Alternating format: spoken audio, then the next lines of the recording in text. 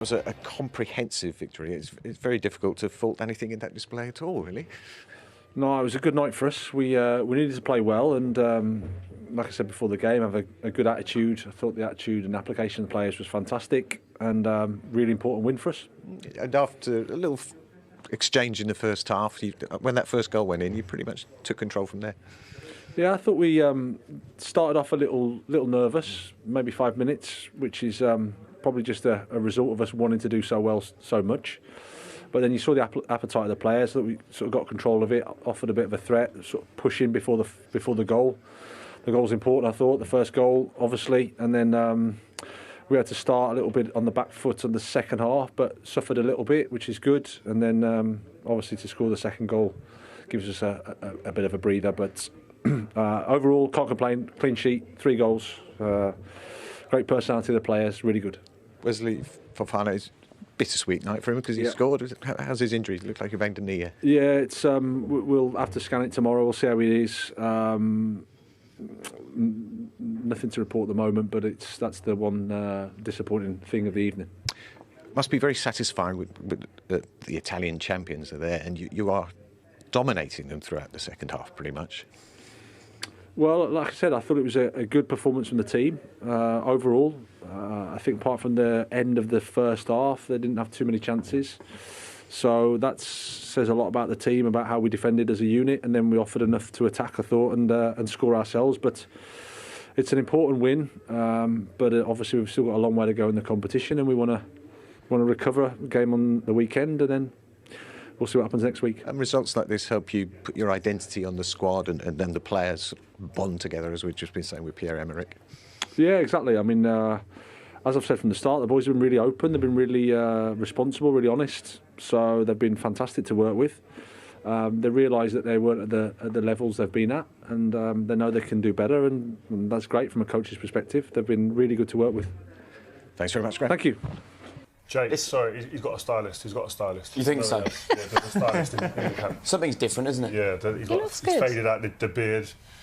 He's got the roll neck and the navy. He looks slick. Yeah, but he's getting the performance to match. So it's fine if they come out and play like that, because let's get it right, OK? This is a guy who's had a fascinating management career, but you can argue in the Champions League at Stamford Bridge against AC Milan, it's probably the biggest sort of tactical test of his career, and he got it absolutely spot on. He did, and he's put the hard yards on. That VT we did when you see him going off to the Swedish third division to play his trade, that shows the measure of the man, really. The fact that he's put the hard yards in.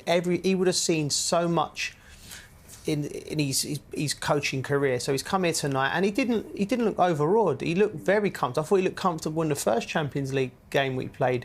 We made a big thing about him not, the newspaper reports of him not even attending a Champions League game, and now he's managing one. So I thought he got it spot on tonight tactically. I thought they was aggressive. I think he praised the personality of his players. I thought that come across, because even the substitutes, even Conor Gallagher coming on for 10 minutes, just at it, and that shows us a healthy squad. And he was keen to not get carried away. You could tell that as well. He was just playing it down. I don't think Graham Potter's ever got carried away. In interviews, he's so sort of balanced and relaxed, win, lose or draw. And I like the fact that he's carried that on, coming to a bigger club. If there was any question mark on Graham Potter, it would be how can he cope with better, big name players, big club, Champions League. And I think tonight proved that he's not fazed by it at all. So far, so good. Welcome back to our Champions League studio. Fantastic to have you with us this evening or this afternoon, depending on where you are and what time of day it is where you're watching. Kate Abdo, Thierry Henry, Jamie Carragher, Micah Richards. We all love doing this show. We have a lot of fun, don't we? And I feel like you know that your show is doing well when you start to see parodies appear on TikTok. Oh, what's this? Yeah, so just take a look at this one. You may have seen this one. Back again, mate. What am I wearing? Clothes. Why? What are you wearing? Fashion, mate. You used to today say, this is drip, and I wouldn't expect you to know anything about it. Anyway, I want to have a bowl of pasta, 2 donuts, and a soda, please. What? We're live. I am Mo. Yeah. He's pretty good. He is pretty good. He's very good, in fact. He's very, very good. You start when you watch that, you start wondering, man, has he been in the building? Like, how does he know some of this stuff? Obviously, we have a sponsor here on this show, right, called JustEatTakeaway.com. And, you know, I think maybe we found our brand ambassador for you guys if you're watching JustEatTakeaway.com. Because take a look at this. This is what we all witness. First of all... The man put a piece of paper. Look at this! Can we spin forward to tonight?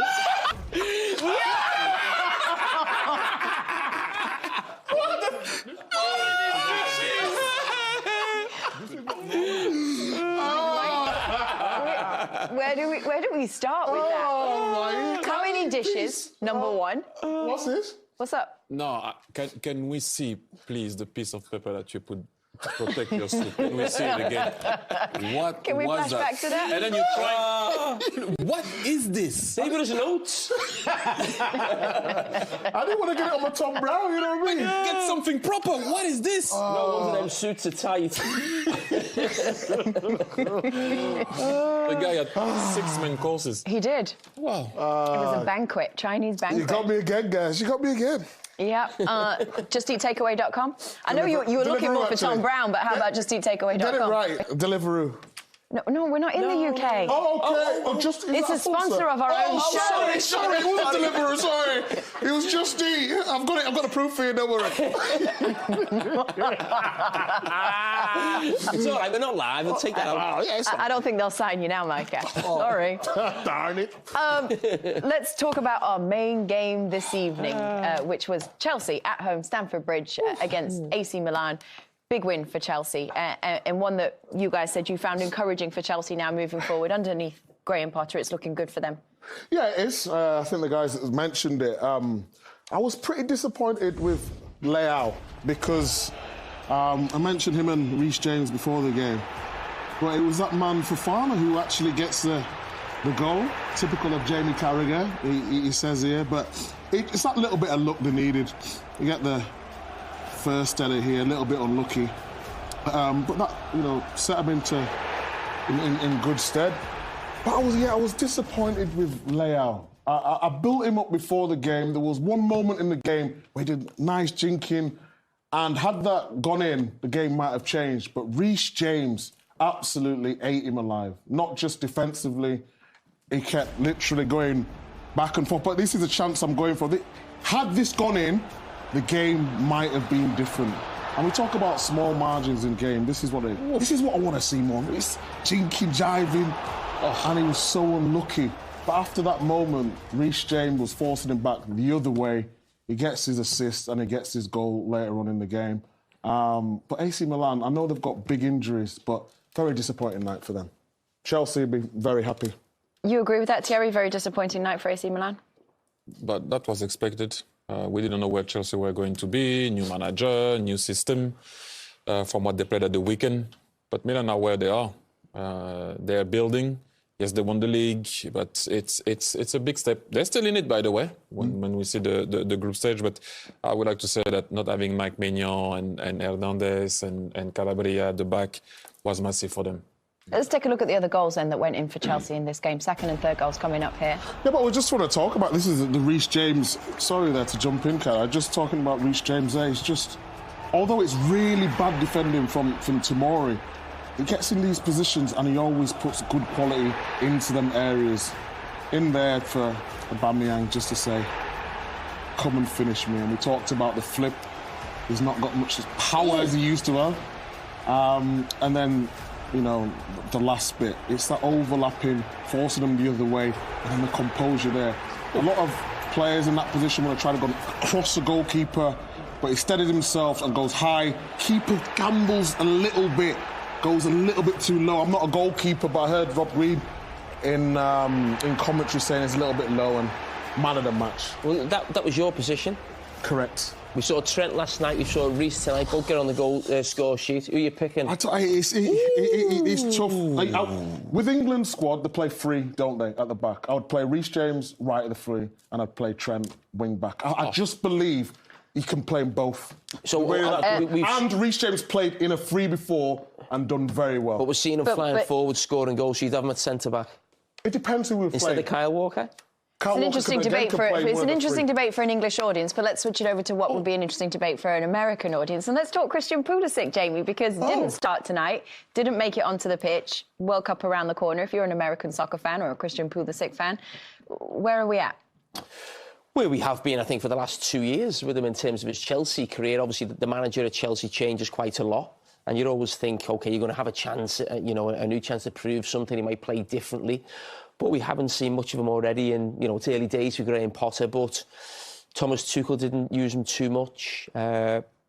Certainly the new manager in these early games. So I think it's a little bit worrying for America in terms of the, you know, World Cup. And we're talking in England as well about getting players up to speed for the World Cup. And it doesn't look like he's going to be maybe at his best in terms of fitness-wise, energy, sharpness, rhythm. Going into a World Cup. So I think it is really worrying for him because I just don't see how he's going to get the games. There's just so many players in those attacking positions. The most he's going to get is minutes coming off the bench, and I don't think that'll be enough for him to show his best in the national team in the World Cup. Thierry?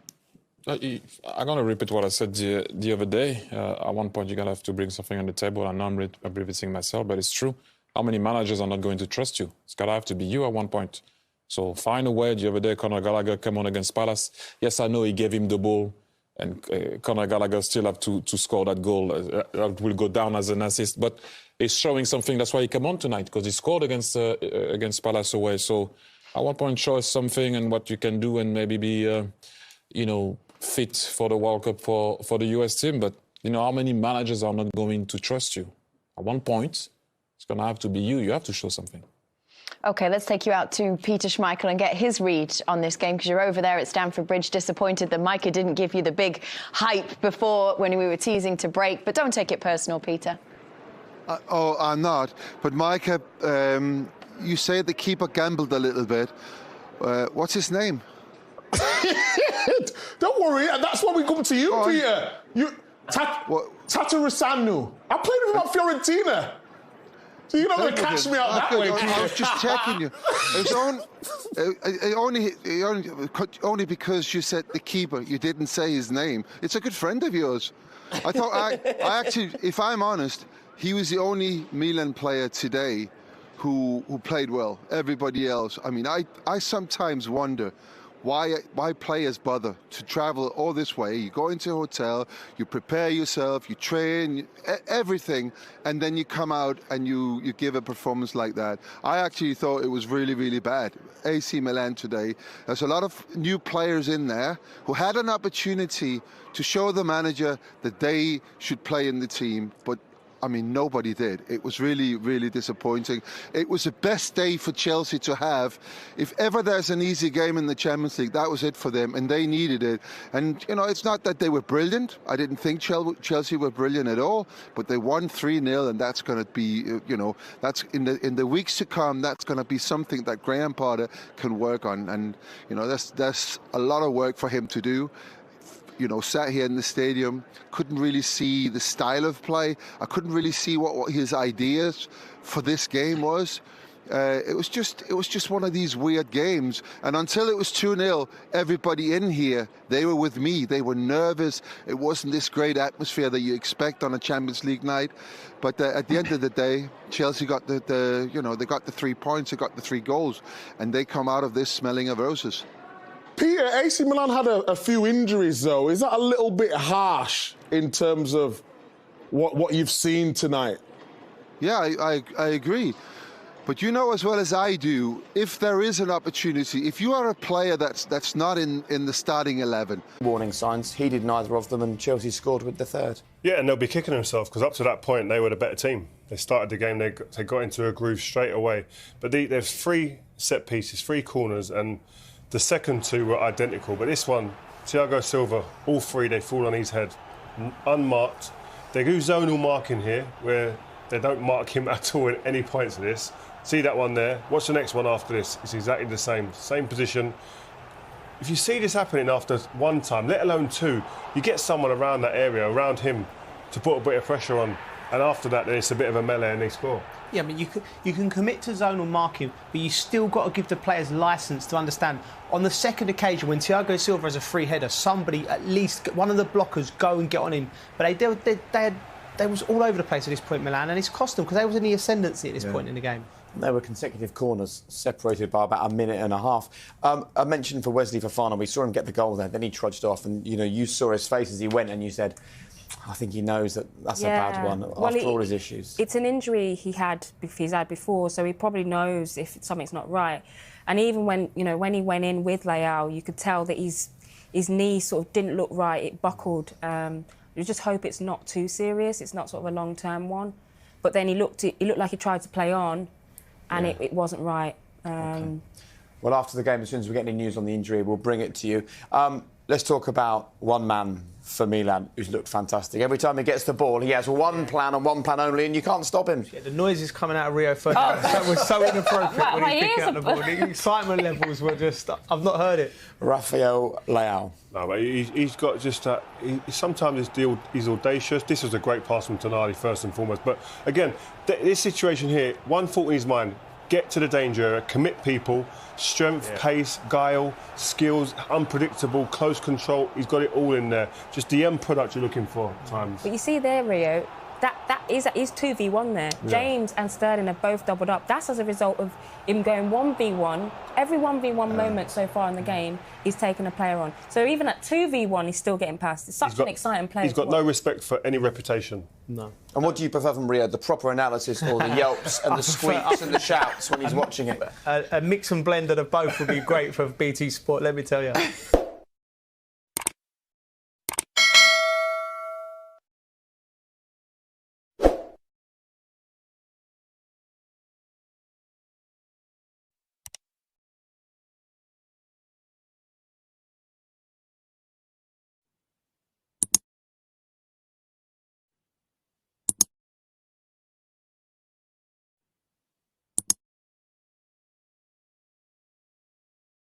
Lakini pia tunawaongezea mitaji. Kuna mikopo ya mitaji tunaita wezesha wakala. Kwa hiyo wakala wezesha manake na yeye anaweza wakala kakopa kwa siku mpaka siku 30. Yaani akakopa kama ni wiki au wiki mbili au siku 30. Kwa hiyo wakala unaweza ukawa na mtaji mdogo sana. Lakini sisi M-Pesa tunakuja tunakuongezea mtaji wako. Unaweza ukapata watu wanapata paka milioni 5. Mikopo kwenye mawakala kwa ajili ya kuzungusha zile biashara zao. Unaelewa, unajua mtu anaweza kana mkopo wa 100,000 tu anasema mtaji wa 100,000, lakini sisi tunakuja tunamuongezea, tunamsogeza. Umeona, maisha yanakwenda. Kwa hiyo wewe kama wakala uhitaji kuogopa kuingia kwenye biashara. Yaani ukiwa na sisi maisha yanaenda. Unakuja na 100,000, sisi tunakuongezea hapo hata kama ni milioni 1 nyingine unazungusha mtaji wako. Maisha yanakwenda. Na mahitaji yako ya biashara au ni mahitaji mengine tofauti na hapo, unaweza unakaa na hela siku 30, basi maisha yanakuwa yanaenda namna hiyo. Unazungusha, shughuli zinakwenda. Bwana safi sana. Jambo la mwisho la kumalizia kama hata yako mawili pia. Nadhani labda kuiweka kwa urahisi kabisa kwa wanaotusikiliza sasa ni kwamba M-Pesa kwa ujumla tumeanza hii safari ya kurahisisha maisha ya wananchi haswa kwenye mambo ya kifedha. Na kwa kifupi sasa hivi tunaweza tukasema kwamba ni moja ya mitandao ambayo inawaweka wateja wetu wote, nikimaanisha wateja wa kawaida na mawakala, kwenye nafasi nzuri zaidi ya kiuchumi, ukiachana na kuwapa mikopo hii.